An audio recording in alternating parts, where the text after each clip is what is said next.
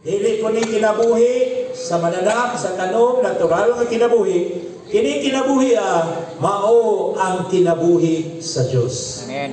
So asa ang kinabuhi sa Dios? Na diha ni Kristo. Nga mao ang anak sa Dios. Mana sa katapusan sa unang Juan, sa gisulat ni Juan, sa 5:12 ningon siya, ang nakabaton sa anak, dunay kinabuhi. Apan ang wala makabaton sa anak, walay kinabuhi. Ay, so nakabaton na ba ta sa anak? Amen. Nakabaton ta sa anak, natay kinabuhi. Amen. Nanuman, na niya ang kinabuhi. Ugali siya mao ang kinabuhi. Pero sa 1:4 ni sumpay pagin siya.